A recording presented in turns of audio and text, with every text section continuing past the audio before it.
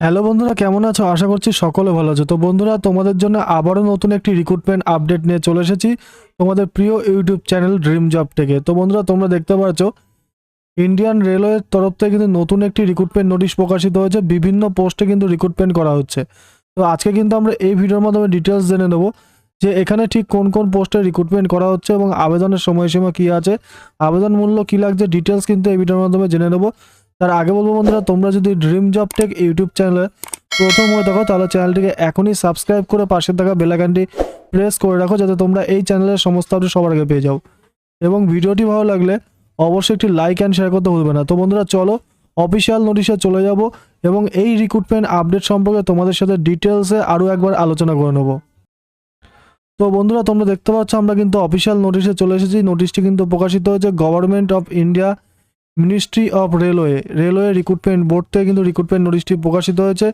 এটা কিন্তু railway recruitment বোর্ডের যে নোটিশ প্রকাশিত তার CN নম্বর 07/2024।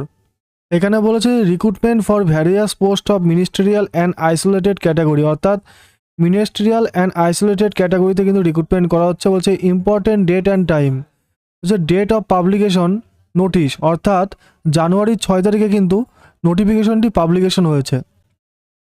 বলেছে opening date and time of online registration of application, অর্থাৎ অনলাইন ডেট এবং টাইম রেজিস্ট্রেশনের সেটি কবে, 7/1/2025, অর্থাৎ জানুয়ারির 7 তারিখ থেকে কিন্তু অনলাইনে রেজিস্ট্রেশনটি কিন্তু শুরু হয়েছে।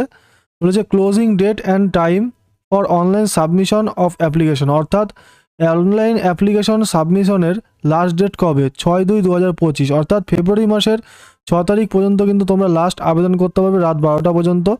তারপর দেখে নেব পেমেন্টের লাস্ট ডেট কবে। বলেছে date for application fee payment after closing date I.E 6/2/2025, অর্থাৎ এখানে কিন্তু তোমাদের বলেছে অনলাইনে কিন্তু আবেদন ফিটি তোমরা 6 তারিখ লাস্ট আবেদন তোমরা পেমেন্ট করতে পারবে এবং 7/2/2025 টু 8/2/2025 তোমাদের এই তারিখের মধ্যে কিন্তু তোমরা পেমেন্ট করতে পারবে। Date and time of modification window for correction in the application form with payment of modification fee, অর্থাৎ 9/2/2025 থেকে 18/2/2025 পর্যন্ত কিন্তু তোমাদের কারেকশনের জন্য উইন্ডো খুলে দেওয়া থাকবে, কিন্তু তোমাদের মডিফিকেশন ফি পেমেন্ট করে কিন্তু তোমাদের আবেদনটি কিন্তু কোনো কিছু মডিফিকেশন করা থাকলে সেটি করতে হবে। The candidate should ensure that the process fulfill all eligibility condition prescribed for the post as on the closing date for online submission of application 6/2/2025, 6/2/2025, অর্থাৎ তোমাদের কিন্তু বলেছে এলিজিবিলিটি কন্ডিশন প্রেসক্রাইব অনুসারে তোমাদের কিন্তু অনলাইনে সাবমিশনের লাস্ট ডেট 6/2/2025 এবং তোমাদের কিন্তু এখানে ভালো করে তোমাদের এনশিওর হয়ে নিতে বলেছে নোটিশটি সম্পর্কে, তারপরে কিন্তু তোমাদের আবেদন করতে বলেছে। তারপরে কি বলেছে, candidate waiting for final result of prescribe education qualification whose final result will be declare after the closing date of online submission of application should not apply, অর্থাৎ এখানে বলেছে তোমরা এখানে যে পোস্টগুলোর ক্ষেত্রে আবেদনের জন্য যেই কোয়ালিফিকেশন চেয়েছে সেই কোয়ালিফিকেশনটি কিন্তু তোমাদের এই ক্লোজিং ডেটের আগে কিন্তু তোমাদের পাবলিকেশন, মানে সেই কোয়ালিফিকেশনের রেজাল্ট কিন্তু আগে পাবলিকেশন হতে হবে। অর্থাৎ তোমরা যদি ক্লোজিং ডেটের আগে রেজাল্ট পেয়ে থাকো তবেই তোমরা আবেদন করবে, নতুবা আবেদন করবে না, ঠিক আছে? তাহলে কিন্তু আবেদনটি ক্যান্সেল হবে।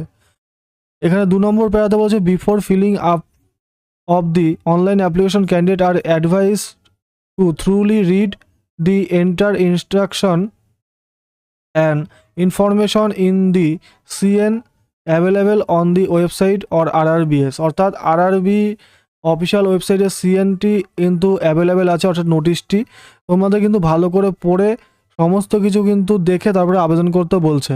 এবং তোমাদের রেলওয়ের তরফ থেকে যে তোমাদের পোস্টগুলিতে রিক্রুটমেন্ট নোটিশ প্রকাশিত হয়েছে এখানে কিন্তু আবেদন করতে গেলে দেখো আবেদন ফি সম্পর্কে বলেছে for all candidate except the fee concession category mention below, ঠিক আছে? তোমাদের কিন্তু এখানে বলেছে out of this fee of রিস 500 amount of the 400 shall be refund in due course duly deducting bank charge on appearing first test CBT, অর্থাৎ তোমাদের কিন্তু এখানে অ্যাপ্লিকেশনের সময় কিন্তু 500 টাকা তোমাদের পেমেন্ট করতে হবে এবং তোমাদের কিন্তু ফার্স্ট টেস্ট CBT হওয়ার পরে ফার্স্ট স্টেজ সিবিটি হওয়ার পরে কিন্তু তোমাদের 400 টাকা কিন্তু তোমাদের অ্যাকাউন্টে ব্যাঙ্ক চার্জ কেটে মানে রিফান্ড করা হবে।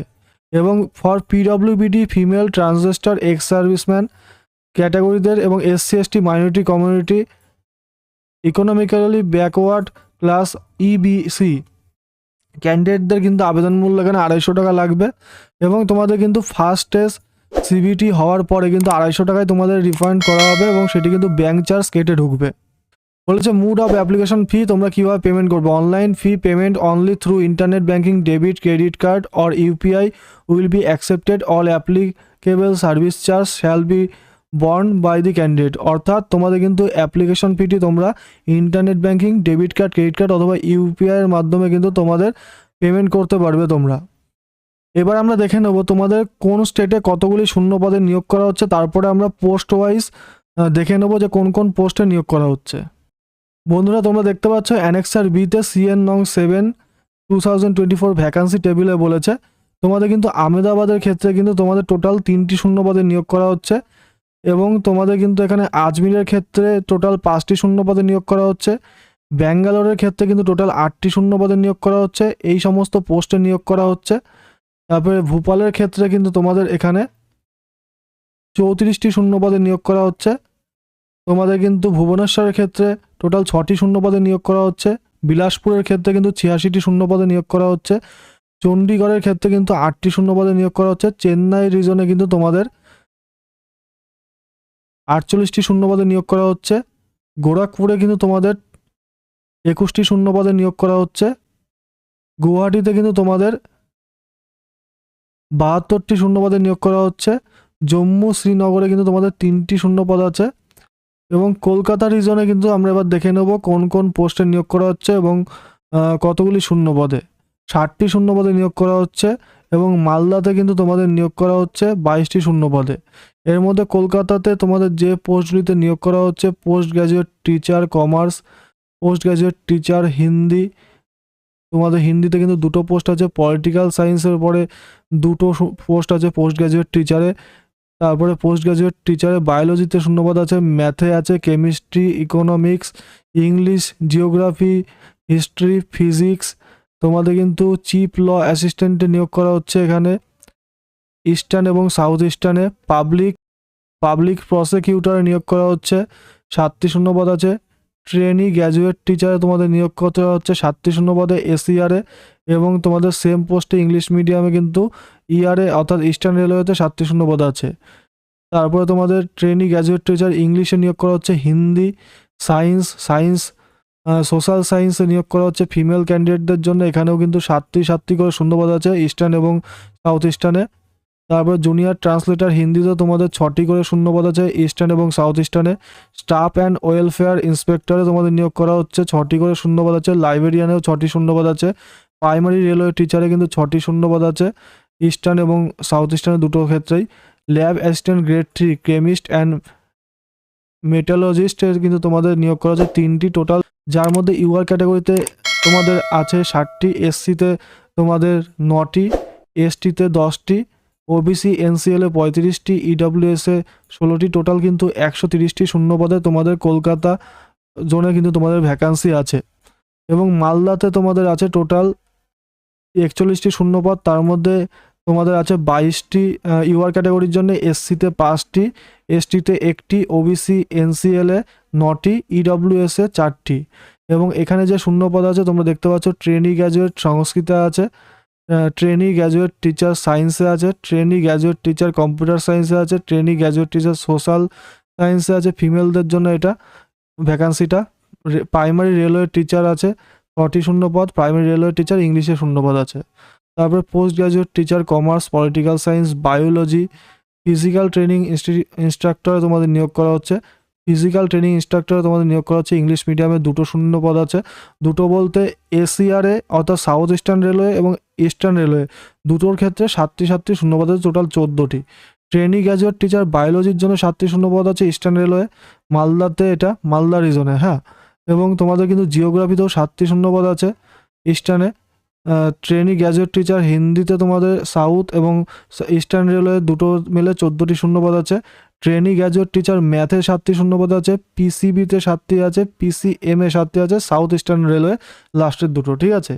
এবং তোমাদের কিন্তু এখানে মুম্বাই রিজনে 112টি শূন্যপদে নিয়োগ করা হচ্ছে, পাটনাতে কিন্তু তোমাদের 54টি শূন্যপদে নিয়োগ করা হচ্ছে, এবং প্রয়াগরাজে তোমাদের 88টি শূন্যপদ আছে, এবং রাঁচিতে 22টি শূন্যপদ আছে।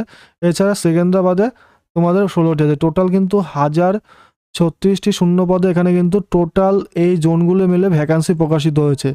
তার মধ্যে কিন্তু তোমাদের ওয়েস্ট বেঙ্গলের ক্ষেত্রে কিন্তু বলে এলাম কলকাতা এবং মালদা মিলে 41টি মালদায়, এবং কলকাতাতে 130টি, অর্থাৎ কলকাতা এবং মালদা মিলে কিন্তু 171টি ভ্যাকান্সি আছে, শূন্যপদের ভ্যাকান্সি আছে, ঠিক আছে।